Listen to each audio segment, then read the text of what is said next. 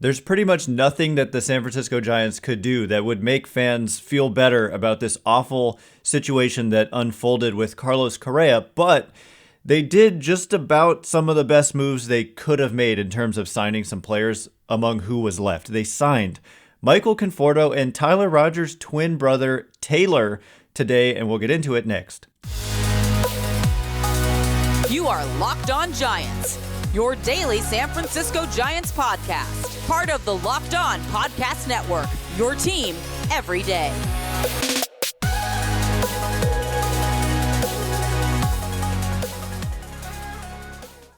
Hello and welcome to Locked On Giants, part of the Locked On Podcast Network, where it's your team every day. My name is Ben Kaspic, and on this show we provide episodes 3 days a week for now, talking about the San Francisco Giants in a way that's data-driven and rational, but also simple, passionate, and accessible to all. I'm a former contributor for the baseball statistics and analysis websites Beyond the Box Score and Rotographs. I've been podcasting about the Giants since 2015, and I'm a lifelong fan. Thank you for making Locked On Giants your first listen every day. We're free and available wherever you get podcasts. And coming up on today's show, it's an emergency podcast. We had done our 3 episodes for the week. We're normally 5 days a week, but we go through one little period of the year where it's 3 days a week. But anyway, we promised an emergency podcast if the Giants did anything, and yesterday's show was all about Michael Conforto and the reports that the Giants were interested in him. And in fact, waking up today, finding out that the Giants have signed Michael Conforto to pretty much the exact deal that we predicted on yesterday's show. I said a 2-year deal with an opt-out between $30 and $40 million, and he ends up getting a 2-year deal with an opt-out for $36 million. And they also signed Taylor Rogers, the lefty reliever who happens to be the twin brother of Tyler Rogers. Man, I'm already knowing I'm going to confuse their names. It's just hard sometimes to say them right, even when you know what you want to say. But we'll get into Taylor Rogers a little bit later, but I wanted to just discuss what are they getting in Michael Conforto and why, in my opinion, these 2-year deals with the opt-out, which I think a lot of people are pessimistic about or mad about. I understand in the context of losing on Carlos Correa that this isn't going to make you happy. I completely understand that. But nevertheless, I think it's a solid move. Conforto is someone I really thought the Giants should pursue last offseason. He wasn't signed by the time the lockout came. He also was a guy who received a qualifying offer, and so that complicated matters. But then after the lockout ended, we found out he injured himself in January, his right shoulder, and he ended up having season-ending surgery in April. And so there's some irony here with Carlos Correa. By the way, both of these deals are pending physicals. And so when we say they've signed them, I should say they have agreed to sign them pending a physical. And that is no guarantee, as we now all too unfortunately know. But with Conforto, there's so much to say. Basically what he is he's a corner outfielder who has historically been pretty good as a corner outfielder. Defensively, he did miss all of 2022, but he is just 29 years old. He turns 30 on March 1st.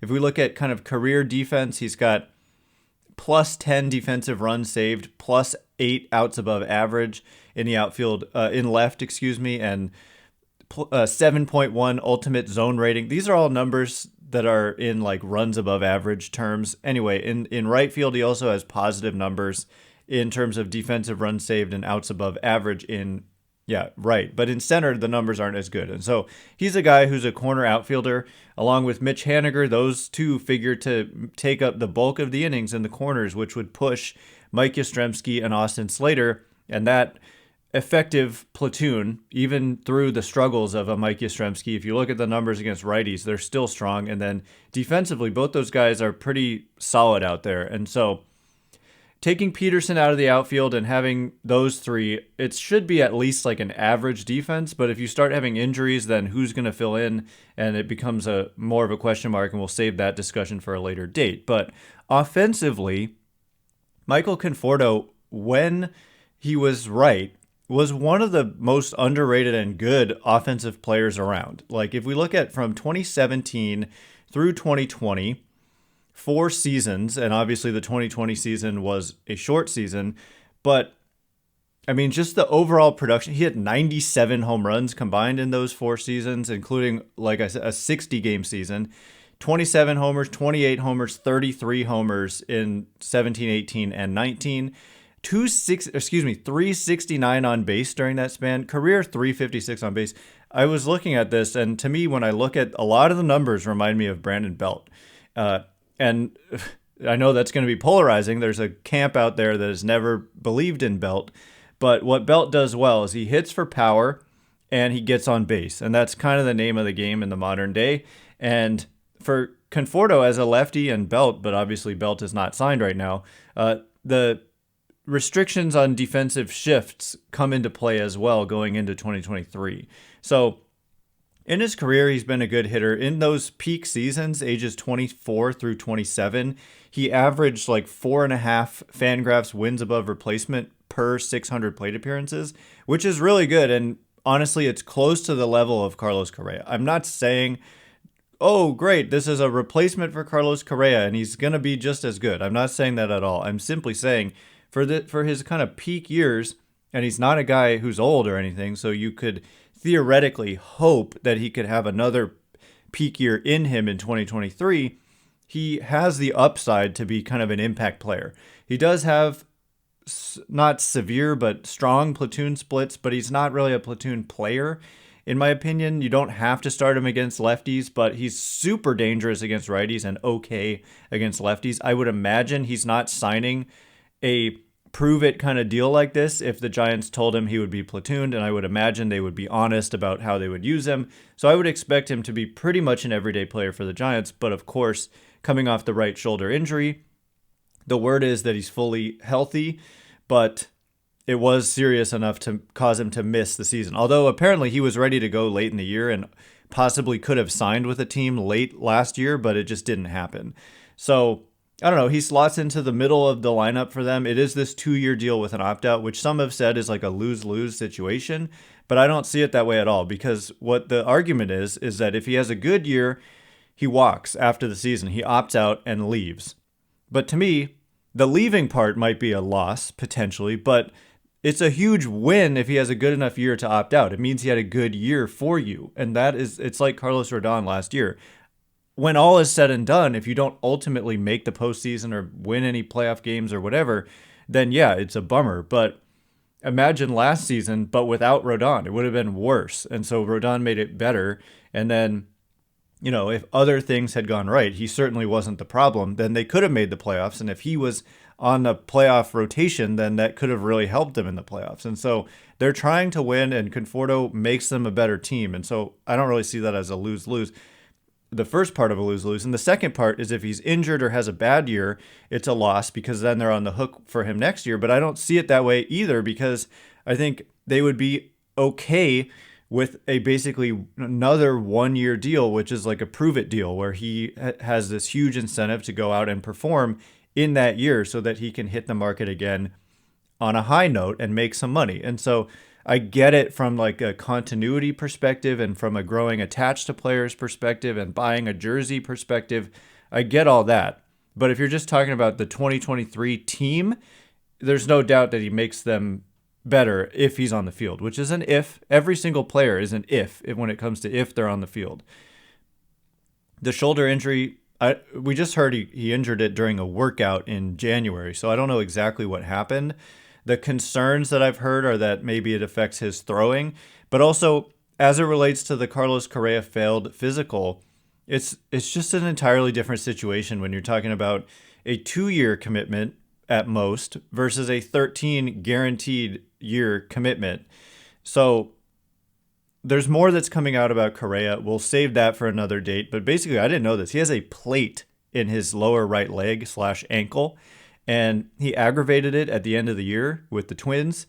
They did not do a thorough physical on him after the season. And so the most likely thing here is that they just didn't like what they saw as it relates to that previous injury that Correa had that required the surgery and the plate.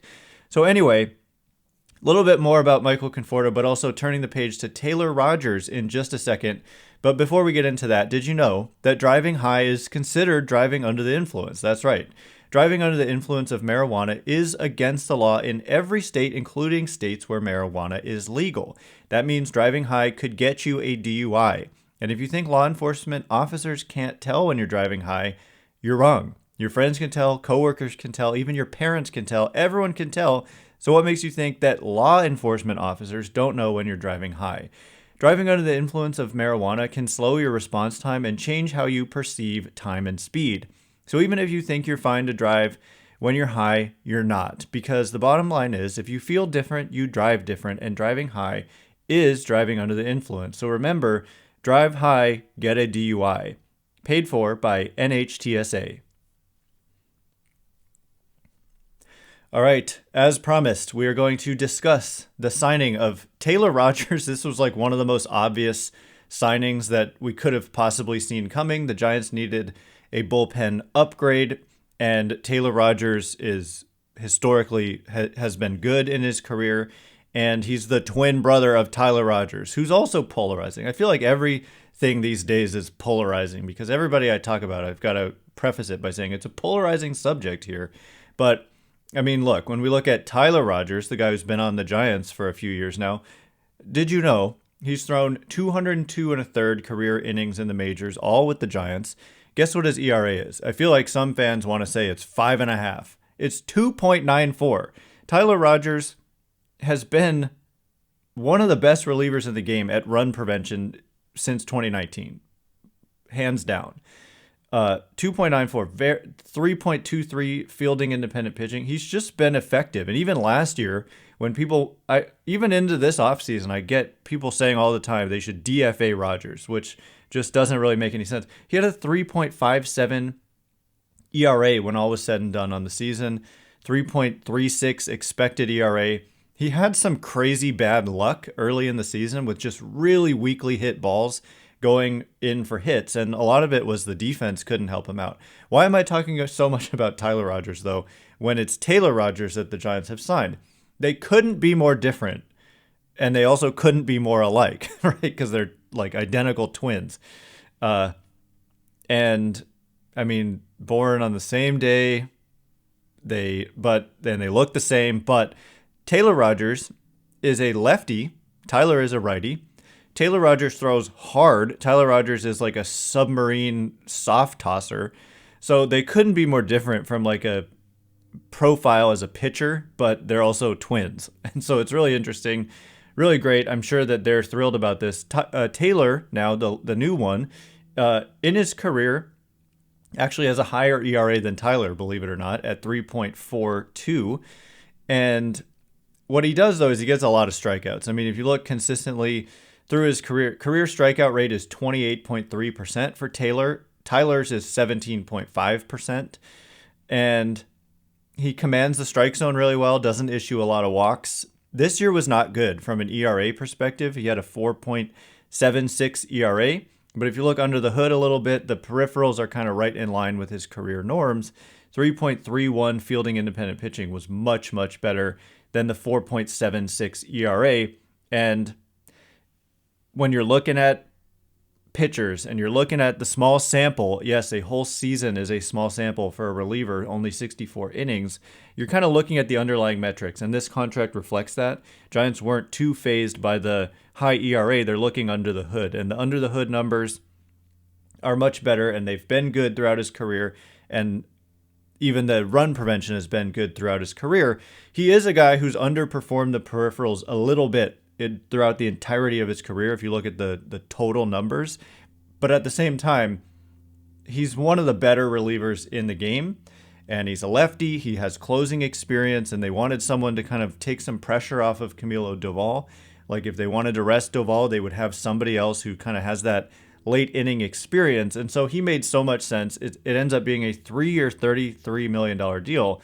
One of the bigger contracts this front office has handed out, and it goes to a reliever. So that kind of tells you that they're invested here in making this team better and making the bullpen better. They still have work to do. I think even with Correa, if they had signed Correa, signing Michael Conforto and signing Taylor Rogers were logical moves to make afterwards. And I think like if you added Correa to all of this activity that the Giants have done this offseason, it would look pretty darn good. And so it's very unfortunate that what happened with Carlos Correa, but there weren't a lot of good options out there remaining in free agency. There are still some solid guys, just like Conforto and Rogers are solid ads, and the other moves they've made are solid ads. They could make some more of that, or they could turn to the trade market. But basically, they're not going to be able to get that superstar in free agency with Correa off the board, although his deal with the Mets is still pending a physical, which he had yesterday, so we should hear soon.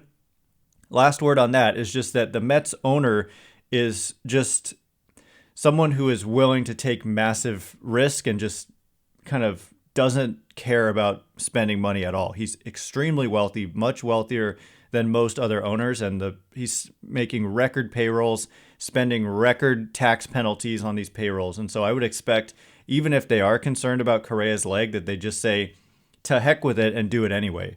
So anyway, that is all the time we have for today. Thanks again for making Locked On Giants your first listen today. For your next listen, check out Locked On Sports Today. Peter Bukowski brings you the biggest stories from around the sports world in 20 minutes. Get the analysis and opinions before anyone else with our local and national experts and insiders. Locked On Sports Today, available on YouTube and wherever you get your podcasts. Once again, my name is Ben Kaspick. Check me out on Twitter at Ben Kaspick, Kaspick. If you like this show, even if you hate the Giants right now, please consider rating it or leaving a review or a thumbs up, whatever you can do. Thank you so much. I appreciate it. Anyway, happy holidays. Have a great weekend. Can't wait to be with you again next week. You are now Locked On Giants.